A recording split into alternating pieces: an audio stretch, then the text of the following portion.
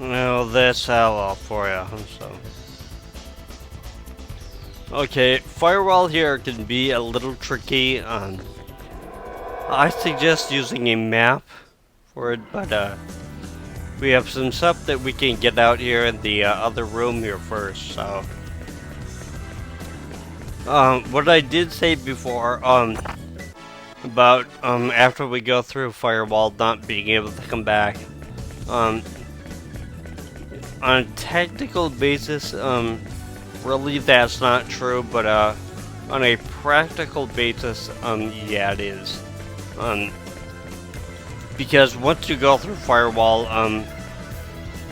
if you have to go back to get items and stuff, it's gonna take more items to get back and then come back to where you were than just pressing on. So,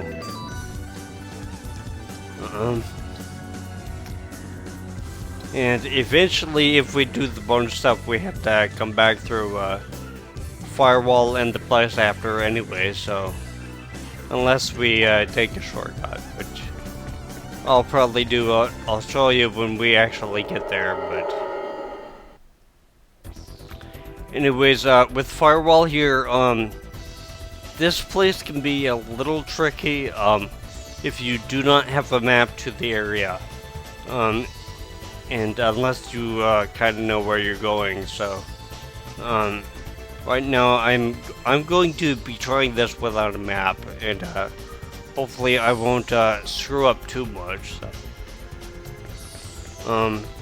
Because even if you do have a map for here, a lot of times it really doesn't matter because some of the places kind of look alike, and some of the places you can't get past, so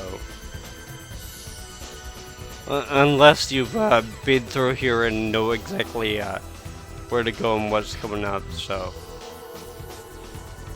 okay, the light blue doors that were behind us, those are ones that we can go through right away.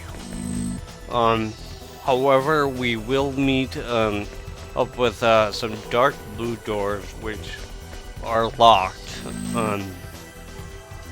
The thing that we have to do here is go through door changers and change it around so that some of the light blue ones are locked and some of the dark blue ones are unlocked. And we have a couple of transporters here. The transporters, they really don't take you anywhere special. There's 3 of them, and usually they just loop around to each other. I'll show you. So usually I avoid using the transporters because there's really not much point to actually using them. So. What? An attack from behind? Dimension! While these spider tanks do suck, I actually find these ones to be a little bit easier than the green ones that were in the Sphere Company. So. That was fun. The ones that we want to watch out for are the floating green eyes. So.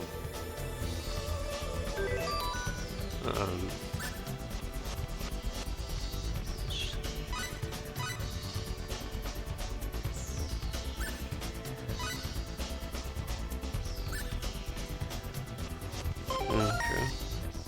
Well, just HP left to fill up on clip there, which hopefully by the end of the area I will do, because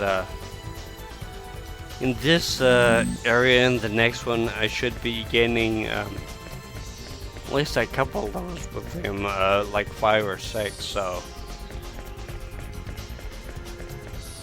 Yes, it depends on how many actual enemies we face, so.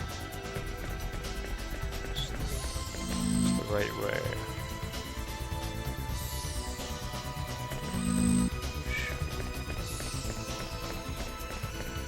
Okay. Yeah, there's my first screw up, but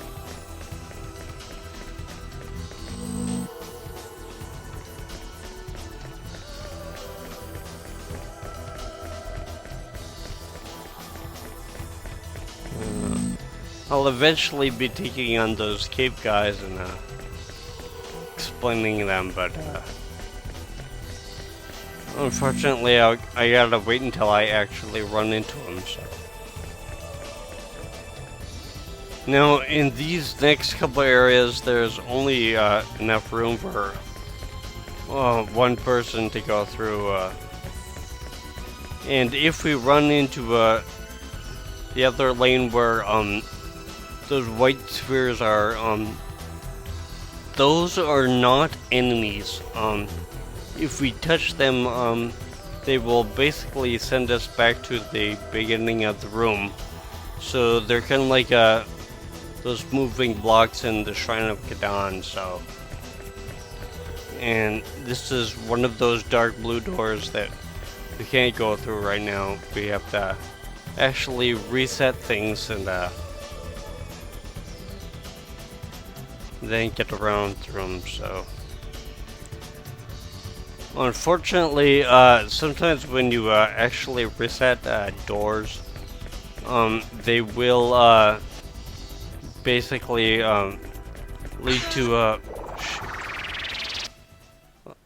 to one door that you can go through. Then if you go through it, all your other doors will reset and that kind of thing. So there is going to be at least one spot towards the end here of Firewall that we're going to meet up with so many of those freaking little balls that I'm probably just going to have to go do it and clear out some of the maps so that you can kind of see them coming. And then I will just meet you on the way over there. So, because a lot of these areas, they only have enough room for one person to go through, and a lot of times you get balls coming from both in front and behind you. So No problem. Dimension door. the main thing to watch out for with these guys is that every once in a while, if they're lucky, they will turn one of your characters into a giant rabbit. Or a small rabbit, I guess.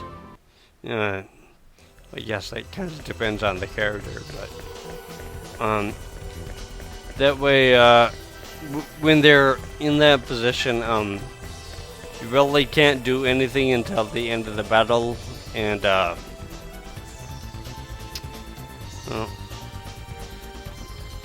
because I don't think anything like a cure condition or any of your items will change it. So shoot. I let my guard down. Okay, do watch out for with these guys. When the circle below them turns red, kind of like the bosses that you had to face in, like the Shrine of Dawn, or leading up to it, I should say. If you were caught below, sometimes it will just take away a whole bunch of HP and MP.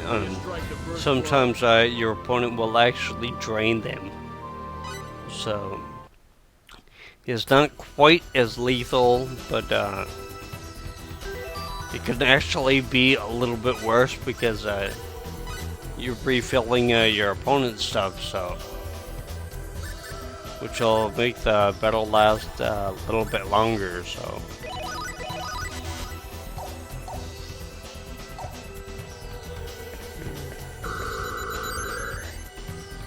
I know that looks like a transporter, but that was a door changer right there. So, and even though It always looks light blue and then dark blue.